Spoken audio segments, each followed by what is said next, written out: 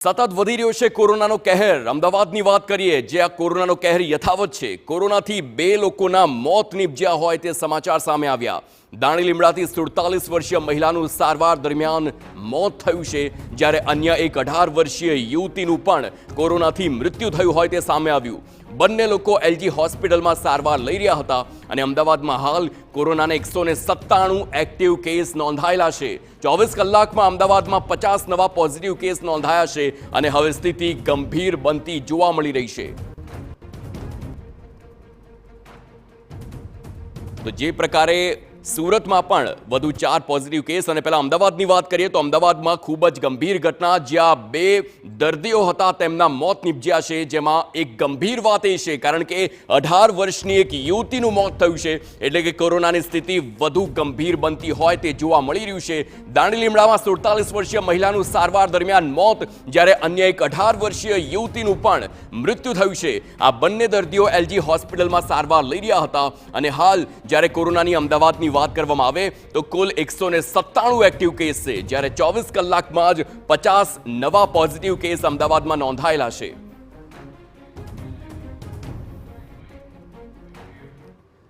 અમદાવાદમાં કોરોનાનો કહેર વધી રહ્યો છે અને તેના માટે જ સંવાદદાતા જિગ્નેશ પટેલ સાથે સીધી વાત કરીશું અને જાણવાનો પ્રયાસ કરીશું હાલની સ્થિતિ અંગે। જિગ્નેશ, કોરોનાના છેલ્લા 24 કલાકમાં 50 નવા કેસ અને બીજી બાજુ એલજીના જ 2 દર્દીઓના મૃત્યુ, કઈ સ્થિતિમાં તે દર્દીઓ હતા? શું તેમનું મેડિકલ હિસ્ટ્રી હતી તે શું ગંભીર હતી કે પછી કોરોનાના કારણે જ મૃત્યુ થયું છે? શું વધુ વિગતો મળી?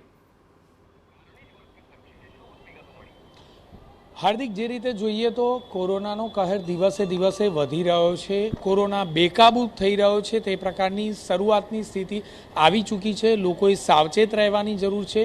આરોગ્ય વિભાગ પણ આ બાબતને હાલના તબક્કે ગંભીરતાથી લેતું નથી। જે ટેસ્ટિંગની સંખ્યા છે તે પણ નજીવી માત્રામાં ટેસ્ટિંગ કરવામાં આવે છે, જેથી કરીને કોરોનાના કેસમાં વધારો ન થાય તે પ્રકારના પ્રયત્નો આરોગ્ય વિભાગ કરી રહ્યું છે, કારણ કે જો વધુ ટેસ્ટિંગ થાય તો પોઝિટિવ આંક પણ વધી જાય અને એટલા માટે જ કદાચ નજીવી માત્રામાં ટેસ્ટિંગ કરવામાં આવી રહ્યું છે। બીજી તરફ જોઈએ તો અત્યાર સુધી કરવામાં આવેલા ટેસ્ટિંગમાં કુલ છેલ્લા 24 કલાકમાં જોઈએ તો 50 કેસ પોઝિટિવ આવ્યા છે, સાથે જ 200થી વધુ માત્ર અમદાવાદમાં એક્ટિવ કેસ નોંધાઈ ચૂક્યા છે, જે ખૂબ જ ગંભીરજનક આંકડો કહી શકાય। છેલ્લા 24 કલાકમાં 2 વ્યક્તિઓના કોરોનાના કારણે મૃત્યુ નિપજ્યા છે, જેમાં એક મહિલા જે 43 વર્ષના મહિલા હતા, તેઓ એલજી હોસ્પિટલમાં સારવાર હેઠળ હતા। 23 તારીખે તેમને દાખલ કરવામાં આવ્યા હતા, પરંતુ હાલત વધુ ને વધુ ગંભીર થતાં આખરે તેમને વેન્ટિલેટર પર લેવામાં આવ્યા અને તેમણે કોરોનાના કારણે તેમનો જીવ ગયો હતો। મહત્વપૂર્ણ બાબત છે કે જો આ જ પ્રકારની સ્થિતિ રહી તો આવનારા દિવસોમાં ફરી એક વખત કોરોનાની જે ગંભીર અસર હતી તે હવે જોવા મળે તે પ્રકારનું હાલના તબક્કે લાગી રહ્યું છે, પરંતુ લોકોએ સાવચેત રહેવાની જરૂર છે, કારણ કે 24 કલાકમાં 2ના મૃત્યુ, 50 જેટલા પોઝિટિવ કેસ, નવા પોઝિટિવ કેસ અને 200 જેટલા એક્ટિવ કેસ, આ તમામ આંકડા એક ચોંકાવનારા છે, જે બાબતે લોકોએ ગંભીરતા દાખવવાની જરૂર છે, સાવચેતી રાખવાની જરૂર છે અને કોવિડની ગાઈડલાઇનનું સંપૂર્ણપણે પાલન થાય તે પ્રકારની સ્થિતિની શરૂઆત થઈ ચૂકી છે, તે બાબતને લોકોએ જાણવી જોઈએ। હાર્દિક, જિગ્નેશ, આ આખી ઘટનામાં એક વાત એ સામે આવે છે કે આ તો ઇતિહાસનું પુનરાવર્તન થતું હોય તેમ લાગી રહ્યું છે, કારણ કે જે તે વખતે 2020થી 22નો જે તબક્કો હતો અને તેમાં પણ ક્યાંક ને ક્યાંક જે તંત્રની તૈયારી હતી તેની પર સવાલો ઉઠતા હતા અને હાલ જે પ્રમાણે તમે જણાવી રહ્યા છો, ચોક્કસથી વાત એટલા માટે જ ઉઠી રહી છે કારણ કે તમે જણાવ્યું કે જે ટેસ્ટિંગ છે તે ઓછા થઈ રહ્યા છે અને જો ટેસ્ટિંગ વધારે થાય તો આંકડો હજુ વધુ વધી શકે છે તેવી શક્યતા છે, કારણ કે 24 કલાકમાં જ 50 કેસ નોંધાયા છે, એટલે કે હજી જો વધારે ટેસ્ટિંગ કરવામાં આવે તો આંકડો 100, 150, 200 ને પાર જાય તો પણ નવાઈ નહીં। એવામાં સવાલ ઉઠે છે કે શું તંત્ર હવે જો આ ફરીથી આ મહામારી આવે તો તેના માટે તૈયાર છે કે નહીં?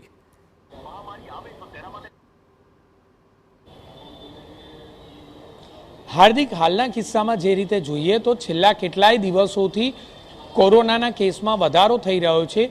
કોર્પોરેશનના અધિકારીઓ હોય, હોસ્પિટલના કર્મચારી કે સુપ્રિન્ટેન્ડન્ટ સહિતના તમામ વ્યક્તિઓ હોય, આ તમામ દ્વારા માત્ર બેડની તૈયારી કરવામાં આવી છે, સાથે દવાઓની ખરીદી કરવામાં આવી છે, તમામ સાધન અને મશીનરી તમામ પ્રકારે તૈયાર કરવામાં આવ્યા હોય તે પ્રકારનું હાલના તબક્કે લાગી રહ્યું છે. પરંતુ જે લોકોને જાગૃત કરવાની વાત હોય કે પછી લોકોને સાવચેત કરવાની વાત હોય, આ તમામ બાબતમાં કેટલેક અંશે આળસ દેખાઈ રહી છે. સાથે જ બીજી તરફ જોઈએ તો જે આંકડા છે તે આંકડા છુપાવવાનો પ્રયાસ અમદાવાદ મ્યુનિસિપલ કોર્પોરેશન કરી રહ્યું છે. કારણ કે જે રીતે પાછલા કેટલાક દિવસોમાં મૃત્યુ થયા હોય કે પોઝિટિવ કેસ આવ્યા હોય તે દિવસે તેનું રિપોર્ટિંગ કરવામાં આવતું નથી.